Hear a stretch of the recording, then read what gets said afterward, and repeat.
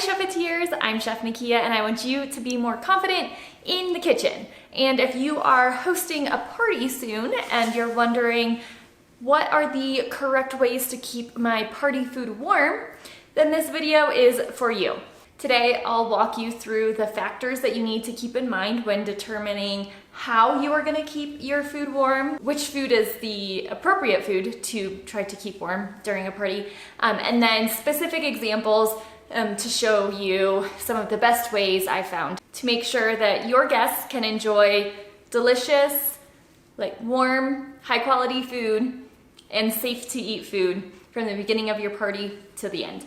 It has been a little while since I've created a video centered around the dinner party theme, so I will include a playlist here of some of my other videos. So if you are really looking to go in deep with how to successfully host a stress-free dinner party, I've got plenty of that there. Also be sure to subscribe if you want more tips and tricks for cooking at home and becoming more confident in your own kitchen, whether that is hosting for dinner parties or just cooking for yourself and your family. That's the type of stuff that I love to share here on this channel. Let's get into my tips for how to keep party food warm.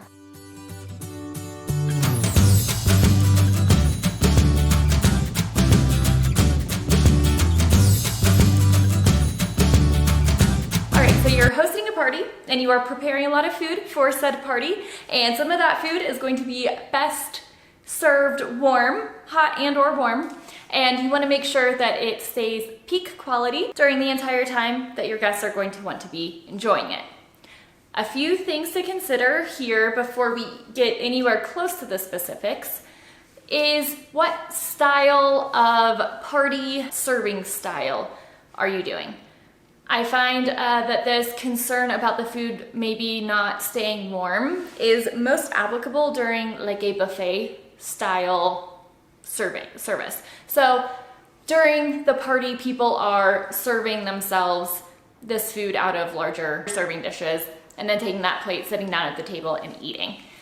A lot of times these are going to be come and go style events where even if there's a start time, there's not necessarily a we are eating at a specific time type event. These types of parties where people are going to be eating little by little over several hours. If you are hosting an event or a party that is more like a dinner party with everybody sitting down, if you're plating those things, or if you are serving it family style, to the table, then this concern about keeping your food warm is a much more limited problem than this kind of graze throughout the entire party time.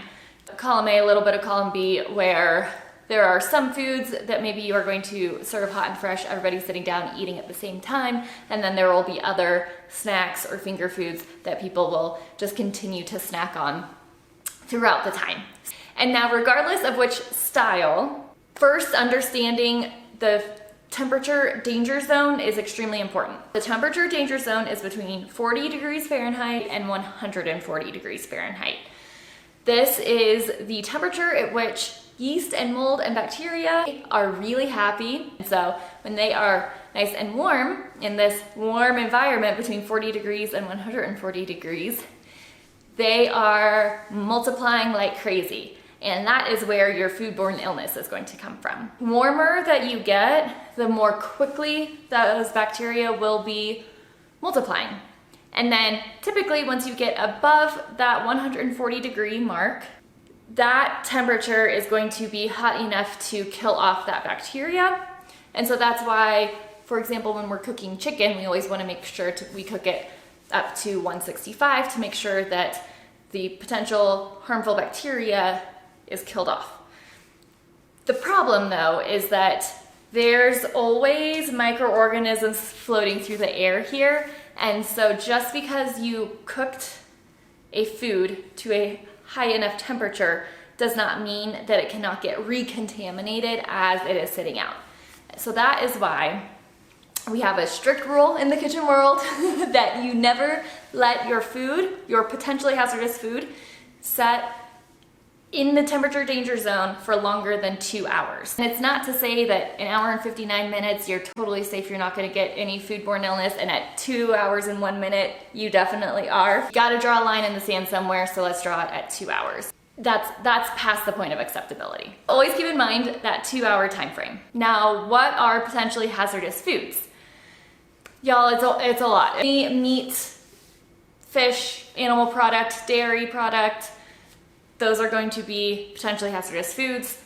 Whether it's deli meat, raw meat, or cooked meat, it's still gonna be a potentially hazardous food.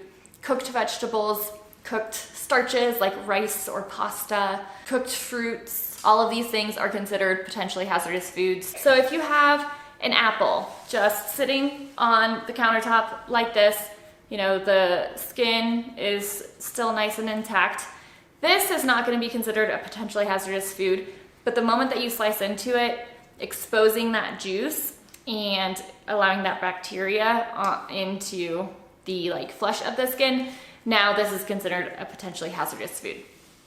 It's the moisture. Bacteria loves that warm temperature and the moisture for it to survive off of. The bacteria that is on the skin of this apple is not going to be multiplying at a dangerous rate like the bacteria, the juicy part of the apple. And of course, we don't want anybody coming to our house and eating our food to ever get sick. So the quality of the food is very important, but the safety, just like the inherent food quality safety part, is extremely important too. So that's why I'm leading with this temperature danger zone between 40 degrees and 140 degrees, 2 hours for all potentially hazardous foods, which includes the vast majority of everything that you're going to be serving to eat, other than like crackers and chips and pretzels, those like really dry snack type foods. Also, little Tonks wanted to come and say hello. A lot of times Smokey will hang out. It's kind of fun that my other kitty, Tonks, decided to join us today. So welcome to the channel, Tonks. She loves parties too, so it's pretty fitting for her to come and be around for this conversation.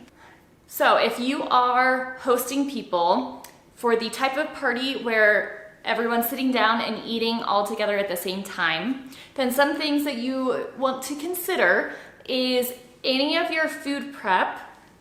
If you are going to be complete with that project before 2 hours before you eat, so not necessarily 2 hours before people arrive, but 2 hours before you plan to eat, then be very careful and clear about whether you are going to hold that food at refrigerated temperature or hold that food at or above 141 degrees Fahrenheit. Some ways that you can be sure to hold this food prepped, ready to go, but obviously not right up on the countertop, would be to use like an oven on a keep warm setting. It is best practice to take a thermometer and check that food to make sure that it is still, in fact, above that 140 degree temperature.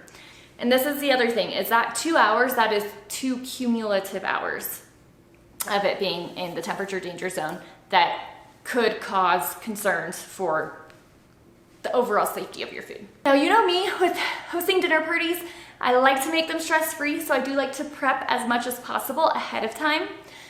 So this is the scenario where we're really looking at almost like a Goldilocks dilemma, where we want to have things done far enough ahead of time so that we aren't stressed as people are arriving, but we don't want things done too far ahead of time to where we run the risk of them being unsafe to eat. So that's why, if you can, anything that is warm and going to be served warm and not going to be served out of a crock pot or immediately out of the oven, those things you should try to just have ready really close to when you are actually going to eat. The best things to prep way ahead of time are things that you can just keep in the refrigerator, and either they are served cold or you can reheat them very quickly and easily right before you serve them. And then our kind of second style of parties, people are just kind of eating at their leisure. Nobody is sitting down and all eating together. Bye, Tonkster. In this scenario, it's important to Be clear about how many hours the food will be available. And even if it is a come and go party, you could say food will be available from 2 p.m. to 4 p.m. if you would like most people to be eating within 2 hours. That way you don't have to worry as much about that temperature danger zone. Now, if that's not realistic for your party, because I understand there are a lot of parties where you want people to have the flexibility to eat over like 5, 6, 7 hours. That's when I would really recommend utilizing crock pots. And then you'll see sometimes those catering like sternos with the little flame underneath and buffet style pans on top. That can be an okay option also. What I like about crock pots is that they're more evenly heated bowl here, and once that comes up to temperature, it keeps its heat well and it stays nice and evenly heated. Keep a nice food thermometer around and check the temperature of your foods to make sure that they are not in the temperature danger zone. If they are in the temperature danger zone, then note the time that you notice that. Do not let that extend over 2 hours, and you can either heat the food back up over the temperature danger zone or cool it all the way down and then just reheat it for individual people's servings when they are ready to go ahead and eat. Make food in batches. So if you are grilling kebabs, let's say, grill like a handful of them at a time. That way, whenever people do decide to eat, they have fresher ones to choose from. And then I would say the most casual way to go about this, but potentially the most safe way, is to prepare foods that will reheat decently well in like a toaster oven or a microwave. And each person can build their plate with those foods and then reheat it for themselves right before they eat. Quality-wise, this one's a bit tough, but for some very casual style events, and especially parties that are gonna take quite a while, the safest thing that you could do is to keep everything refrigerated and then reheat for each person's plate. You choose your menu strategically. That you fill your menu with dishes that are going to be delicious in a crock pot, served out of a crock pot, that maybe you can keep warm in the oven for a bit. If you are done using your grill and you turn it off, that can also be another place where you can store food waiting for it to be warm, get warm again. Having a mixture of dishes that are delicious warm and cold. That way there are several food items that you can pull out of the fridge whenever people are starting to eat. Being super strategic with your menu to plan in proteins that will not dry out. Soups or slow cooked meats like pulled pork, things like that are delicious out of the crock pot. Dishes like mac and cheeses or casseroles, things that will stay nice and moist and flavorful, and foods that will maintain their ideal texture over time of being maintained warm. So if you have a dish where part of it is very moist and juicy and part of it is kind of crispy, that's probably gonna be a pretty hard one to keep warm and keep the crispy part crispy and the moist part moist, right? That moisture is going to slowly move from the most moist part into the crispy part, and then this is probably gonna get soggy. When you can have dishes where it's either crispy and therefore best to be kept warm in like an oven or a grill, a hot air environment, or dishes that are moist that are gonna be great to be kept warm in a crock pot or on a large pot on the stove or somewhere that has moist heat, then each of those dishes are going to maintain their best quality over time. It's whenever you try to mix both of those textures into the same dish that you're gonna start getting a little disappointed with 4 hours later, the person who eats that is not gonna have the same experience as the person who ate it as soon as it was ready.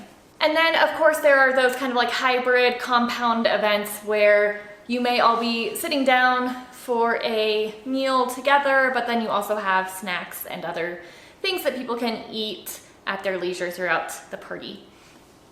So for that, I would recommend for the snacky items, use as many non-potentially hazardous foods as possible. So like crackers and cookies and nuts and dried fruit. Anything that you're cooking and preparing that is going to be sensitive to varying temperatures or has like a delicate texture of some point, make sure to serve that in the portion of the meal in which you're all sitting down and eating that together at the same time. That way you can better control the quality of that.